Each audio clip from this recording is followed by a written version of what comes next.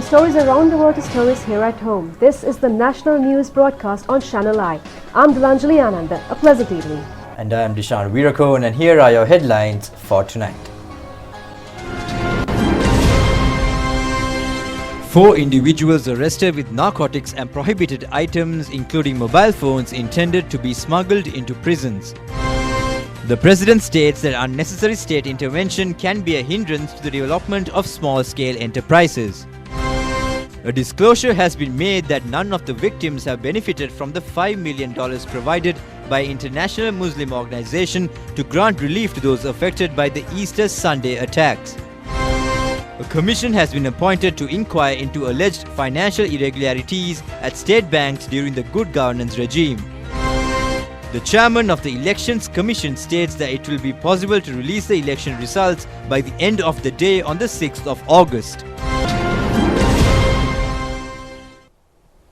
Now in a top story for tonight, President Gotabaya Rajapaksa states that unnecessary state intervention could be a hindrance to the development of small-scale enterprises. He points out that what is needed is facilities and assistance in skills development. The President expressed these views at a discussion held at the President's office last evening on issues faced by hairdressers and beauty care service providers. The President stated that it is the government's responsibility to ensure the upgrading of the profession of hairdressing and beauty care by facilitating financial requirements and upgrading market capacity. Upon the request of many engaged in the field, the President agreed to provide the support of the Enterprise Development Authority to the sector. Around 90,000 small and medium-scale beauty care centres function throughout the island, employing over 450,000 individuals. At the discussion, it was focused on providing the necessary training to maintain beauty care as a qualitative profession. The President instructed for steps to be taken to conduct stages 5, 6 and 7 of the National Vocational Qualification course in the Sinhala, Tamil and English mediums.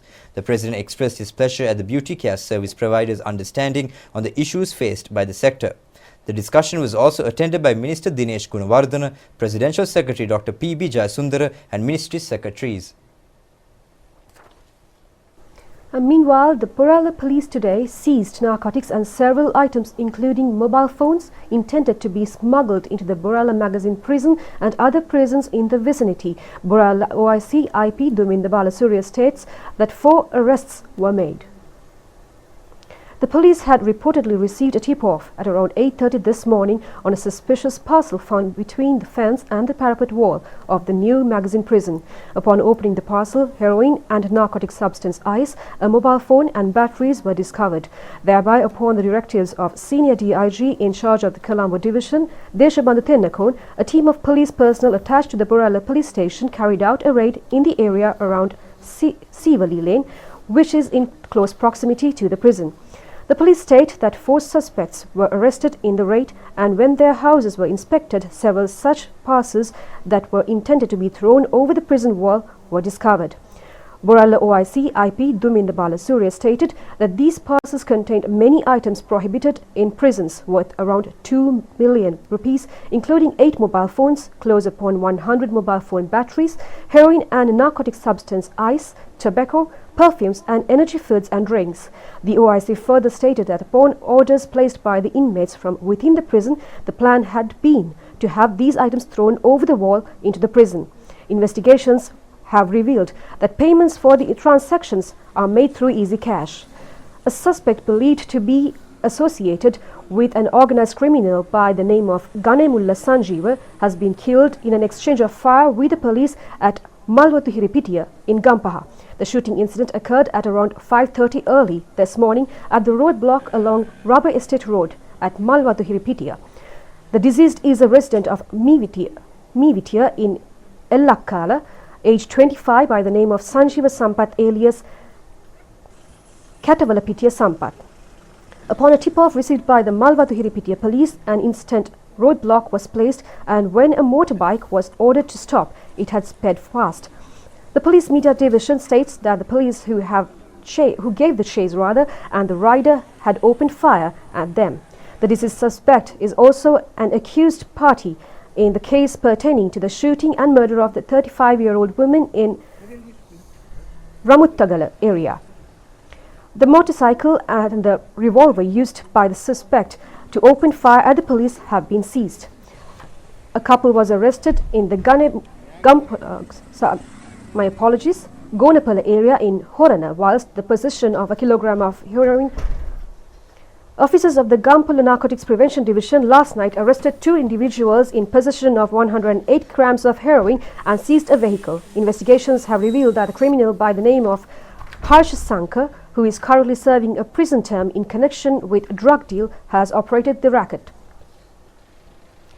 This morning, the Mount Lavinia police discovered a revolver and 5 cartridges hidden in the residence of the suspect connected with the shooting incident at a hotel in Soisapura, Moratua.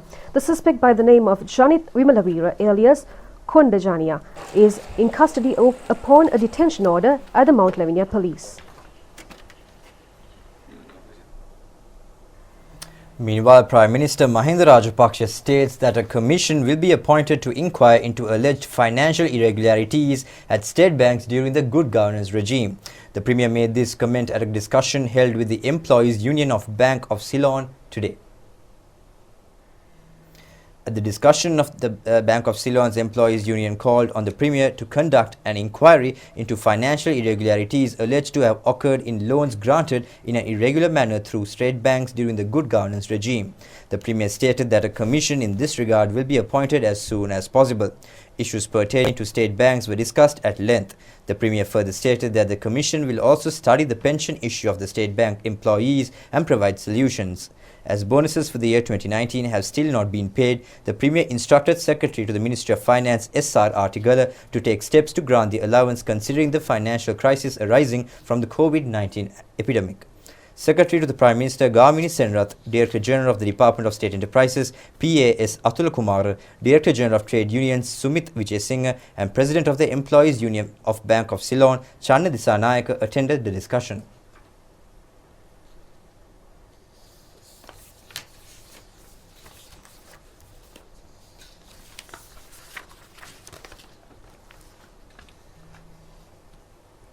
Now, Sri Lanka must carry forward the new trend of online office and business activities practiced during the COVID-19 pandemic to compete with international competitors, says the Director General of Board of Investments in Sri Lanka, Sanjay Mohotala.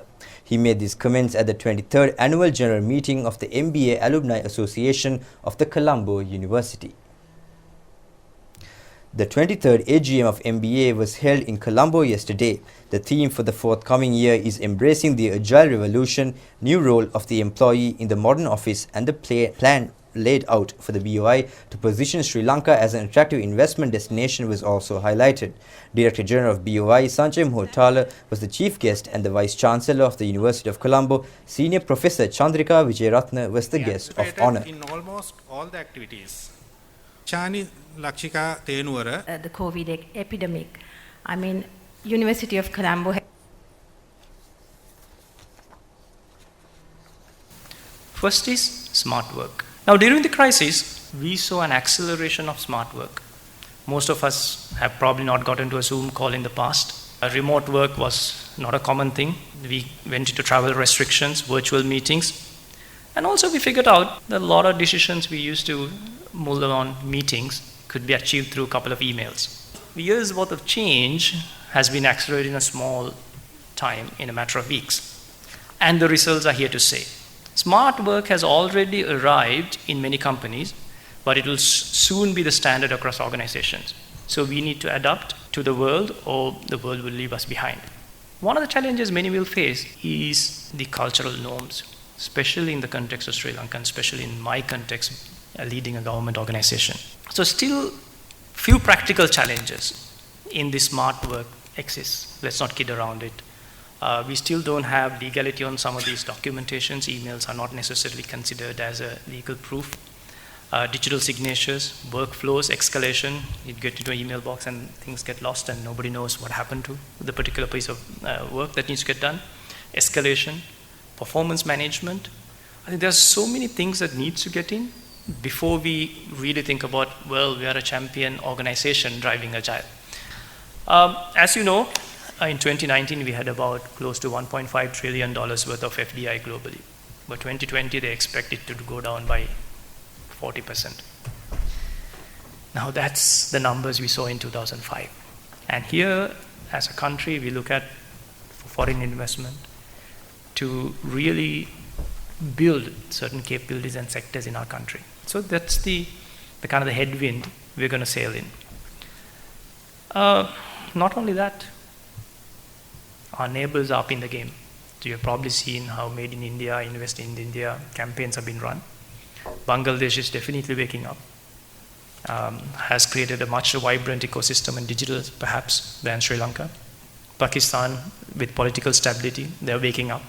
So Sri Lanka, we can't continue to do the same thing what we did in the past and expect more FDIs, more investments, everything's to come in. So we had a lofty goal. Last year we had about 2 billion of investment coming in. So we thought, yeah, we should be able to do it or better than. First 3-4 months have been good. So we had close to about $600-700 million worth of foreign investment. Of course, the local investors were reinvesting as well. Things are a little bit paused, but of course, the momentum is catching up. Momentum is catching up for a couple of things. Geopolitics. As you rightly see, there's of course a little bit of a blame game going on with the COVID crisis we are facing. But more than that, most of the companies are looking at, all their customers are forcing companies to look at and say, do you have supply chain resilience? Are you agile enough to reconfigure your supply chain if another pandemic happens, or a pandemic or any other disaster like this happens in the country or in a region? So a mindset of a global supply chain, a cost-focused supply chain, which drove the mass exodus of industries from developed world into China, Vietnam, India, Sri Lanka, being questioned. So people are looking at saying, look, instead of a global low-cost sourcing, we should have a resilient regional sourcing.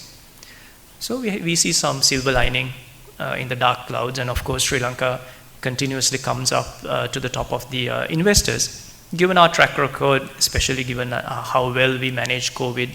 And one thing a lot of people don't talk about is, like, even during the COVID period, we had most of our industries running through skeleton staff. EDB, the police, the MOH, the local PHIs, everyone played a role in getting those factories continuing, because we couldn't close some of the factories. We had electronic companies who produce all the ventilator electronics, so on and so forth, right? The modern day corporate professional requirement. Meanwhile, Chairman of the Elections Commission Mahinda Deshapriya says the results of the general election can be announced by around 8 p.m. on the 6th of August. He stated this speaking to the media after a rehearsal on the counting of votes that was conducted in Munaragala. Officials of the Elections Commission joined in the election rehearsals, which was conducted at Royal College, Munaragala. The rehearsals was conducted adhering to health guidelines. Chairman of the Elections Commission, Mahinda Deshapriya, explained that at the rehearsal, the counting of votes commenced at 8 a.m. and it was expected that the task could be completed by 12:30 p.m. Thereby, the Chairman of the Elections Commission states that when taking the entire island into consideration, it can be expected that the counting of votes from each polling booth can be completed by 3 or 4 p.m. He further stated that the counting of votes will take place on the 6th of August and it will be possible to announce as to which political party is able to form the government. Now in more local stories, testifying before the Presidential Commission on Political Victimization, former Solicitor General Attorney at Law Suhada Gamla today stated that there were serious issues in meting out justice during the previous regime, and he decided to speak out publicly over the media in this regard. Meanwhile, pertaining to a complaint made to the Commission by the chairman of Avantgarde, Nishanka Senadipati, alleging that political influencing was directed at him during the previous regime, notices were issued by the Commission to 17 individuals. Thereby, former MP Anura Kumar Disanayaka, President's Council Upul Jayasuriya, Interdicted Solicitor General Dilrukshi Wickramasinghe and former Navy Commander Ravindra Gunaratne appeared before the Commission today. Appearing on behalf of Interdicted Solicitor General Dilrukshi Wickramasinghe, President's Counsel Janaka Thisera filed preliminary objections before the Commission, stating that at an official level the Commission cannot summon his client. Chairman of the Commission, former Supreme Court Judge Upali Aberatne emphasized that the verdict on continuing with the hearing was pronounced last year and thereby it has been decided to continue with the hearing. At this point, the President's Council stated before the Commission that a time period is needed to peruse the complaint, the recorded statements, certified copies of the relevant documentation and recorded evidence, whilst also the opportunity needs to be available for the cross-examination of witnesses. The Chairman of the Commission ordered for the relevant documents to be provided. Testifying before the Commission, former parliamentarian Anurukumar Dissanayake claimed non-received of the copies of the relevant dossiers, although he requested for them at the previous hearing. Former MP Dissanayake also requested for time to peruse the documentation and for the opportunity for cross-examination. The Commission ordered that the relevant documentation be provided. Additional Solicitor General Rohantha Abe Surya stated that copies of the relevant dossier are available. Meanwhile, President's Counsel Anura Maddevala, appearing on behalf of President's Counsel Upul Jayasuriya, also requested for time to study the evidence statements of the plaintiff and to cross-examine the witnesses. President's Counsel Kuera Dizoiza inquired about two media discussions held in 2019 by former Solicitor General Suhada Gamlath. In response, the former Solicitor General stated that issues that propped up in meeting out justice during the then regime were the reasons to arrange for the media discussions in question. He further stated that the controversial question raised on the former Solicitor General Dilrukshi Dias Wickramasinghe was especially a reason to convene one of the press briefings. He also stated that based on issues pertaining to providing a verdict on Avantgarde, he was severely victimized and socially inconvenienced. He added that based on these reasons, steps were taken to appoint an official junior to him as Attorney General, and thereby Attorney-at-Law Jayantha Jayasuriya was appointed. Former Solicitor General Suhada Gamlath further stated that, however, his verdict was not altered throughout the 3-year tenure of former Attorney General Jayantha Jayasuriya. Additional Solicitor General President's Counsel Rohantha Abe Surya inquired as to what points were the basis for the media discussions in question. In response, former Solicitor General Suhada Gamlath stated that they were based on concerns pertaining to the Avantgarde lawsuit. The hearing will resume on the 30th of June. Meanwhile, Prime Minister Mahinda Rajapaksa says opportunities received for students in Sri Lanka to pursue higher education in Pakistan were ignored in the recent past. The Premier made this comment at a meeting with Pakistani High Commissioner, retired Major General Muhammad Saad Khatak today. The scholarship scheme awarded to Sri Lankan students by the Higher Education Commission of Pakistan under the Sri Lanka-Pakistan Higher Education Cooperation Programme was discussed. Agreement was reached to award 1,000 Allama Iqbal scholarships over a period of 5 years, with 200 scholarships awarded per year. The Pakistani High Commissioner stated that female applicants have a wider opportunity. The scholarship includes the total course fee, hostel allowance, education allowances and an air ticket to visit Sri Lanka and return to Pakistan once. Prime Minister Mahinda Rajapaksa observed that students in Sri Lanka had not applied for these scholarships in the recent past. He noted that students get the opportunity to pursue courses in various fields of study. Therefore, he encourages students who have not gained university entrance in Sri Lanka to apply for these scholarships. Prime Minister Mahinda Rajapaksa requests plantation company owners to look into increasing estate sector wages in a positive manner and put forward proposals. The Premier emphasizes that arriving at a final decision regarding the increase in estate sector wages will be beneficial when preparing the next budget proposal. The Premier expressed these views at a meeting held between estate sector trade unions and plantation company owners yesterday. The Ceylon Workers' Congress has put forward a request to increase the daily wage of estate workers up to 1,000 rupees, which will include the 750 rupee daily basic wage, the additional allowance paid on price, the production allowance and the attendance allowance. The Premier placed the request before the plantation company owners' attention was also focused on the current issues faced by plantation companies. Vice Chairman of the Ceylon Workers' Congress, Sendil Tondaman, and General Secretary to the party, Jeevan Tondaman, also attended the discussion.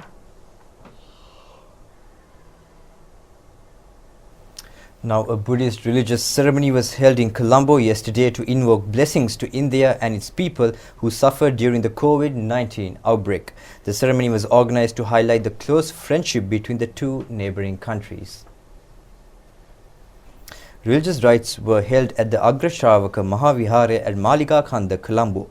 It was organized under the patronage of the Chief Buddhist Incumbent of India and Japan, Venerable Banagala Upatisatthera.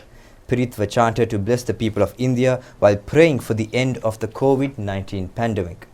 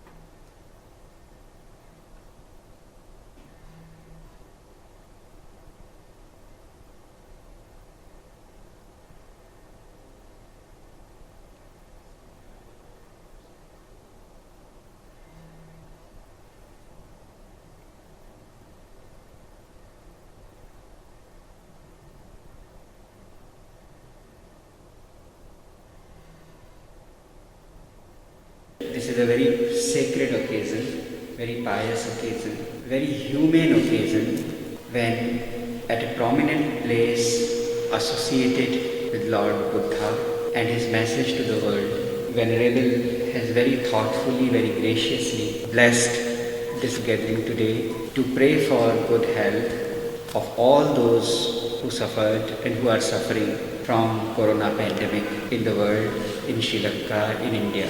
I seek his blessings, Thero's blessings, Venerable Thero's blessings. I pray to Lord Buddha, and I most sincerely thank all of you for joining in today's prayers for the well-being of all humankind and for the friendly people of India and Sri Lanka who share this message of Buddha. As was said earlier, that we may be two bodies, but we have the common spirit, we have the common soul, and that common soul is our belief in the family. The world is one family, Vasudhaiva Kutumbakam. Thank you for praying for India, for Sri Lanka. A disclosure has been made before the Presidential Commission probing the Easter Sunday attacks that none of the victims have benefited from the $5 million provided by an international Muslim organization to former President Maithripala Sirisena at a ceremony held at the Nelumpokuna to grant relief to those affected by the Easter Sunday attacks. Testifying before the Commission last night, Director of the Set Sarana Social Welfare Organization run by the Archdiocese of Colombo, Reverend Father Lawrence Ramanayaka, submitting documentation as evidence, stated that the Set Sarana Institute granted financial aid to the worst damaged Katuwapitiya St. Sebastian's Church and St. Anthony's Shrine, Kochikade, and upon the instruction of the Archbishop, financial assistance was also granted to the Zion Church in Batiklo. Thereby, Reverend Father Ramanayaka stated that on behalf of 114 families affected by the Kochikade blast, 42.9 million rupees was granted, whilst on behalf of 281 families of the Katuwapitiya blast, 95.57 million rupees was granted. Ambassador of the United States to Sri Lanka, Elena B. Teplis, says the US government is always supportive of Sri Lanka's development activities and is ready to provide technical assistance to Sri Lanka's power and energy sector, including first LNG power project in the island. The US ambassador made this statement when she met with Minister of Power and Energy and Transport Service Management Mahinda Amaravira on Thursday, 25th, at his official residence. She further said the US government is ready to provide its fullest assistance to the road traffic problems in urban areas in Sri Lanka. Minister Amaravira has said the government has implemented a program to generate electricity by exceeding the total electricity requirement of Sri Lanka by 2023. Initial steps have been taken to commence a few power and energy development projects, including the first LNG power plant in Sri Lanka. The Norachole coal power plant is to be built in an environmentally friendly manner, and the Cabinet has given its approval for this project. The US ambassador has said the US government is also ready to provide necessary technical support to introduce new technology to reduce the traffic congestion on the island. Further, she reiterated that the United States will continue to support Sri Lanka's development efforts. Now, the fully recovered COVID-19 patients in the country have exceeded 80%, with 1,619 patients being discharged from hospitals. The Ministry of Health states that no COVID-19 infected patients have been reported today. Yesterday, 9 COVID-19 infected patients were detected in the country, out of which 6 were Navy personnel, whilst 3 cases were reported from amongst maritime staff undergoing quarantine. The total number of PCR tests conducted in the country has been 101,226, with 1,243 tests being conducted yesterday. The majority of the COVID-19 cases reported in the country are from amongst Navy personnel. COVID-19 infected Navy personnel total up to 910 cases, out of which 820 have recovered fully. These recoveries account for 90.10% of the total number of infected Navy personnel, whilst 92 Navy personnel are undergoing further hospitalized treatment and account for 9.89%. Adding a milestone to the annals of military inventions, the Sri Lanka Army's electrical and mechanical engineers troops handed over 9 modernized unibuffers and a recovery vehicle to be shipped to the Combat Convoy Company of the Sri Lankan UN peacekeepers serving in Mali in the West Africa. Chief of Defence Staff Army Commander Lieutenant General Shavendra Serva inspected the consignment of vehicles at the Army headquarters this morning. The new inventions are landmine-resistant vehicles produced locally using the technical expertise of the electrical and mechanical engineers troops, saving a large sum of foreign exchange to the country as they have been produced using imported spares, meeting the international standards required by UN specifications. Speaking to media personnel, Army Commander Lieutenant General Shavendra Serva stated that previously imported WMAZ vehicles, each costing around 40 million rupees, were purchased for these UN troops. He explained that the Unibuffles produced locally have similarities with those of the WMAZ. However, the numbers that can move in the Sri Lankan vehicles are more. Plus, they are fully air-conditioned, although the imported vehicles do not have air conditioning. As it is very easy to move seated inside these vehicles, maximum comfort has been ensured for the troops since the movement of operations in Mali cover many thousands of kilometers. Presently, 243 Sri Lankan US peacekeepers and 65 vehicles commanded by Lieutenant Colonel Nihal Galage are serving in the Mali Combat Squadron. And that's a wrap of tonight's Primetime News, and until we meet again next time, do take care and good night. Good night.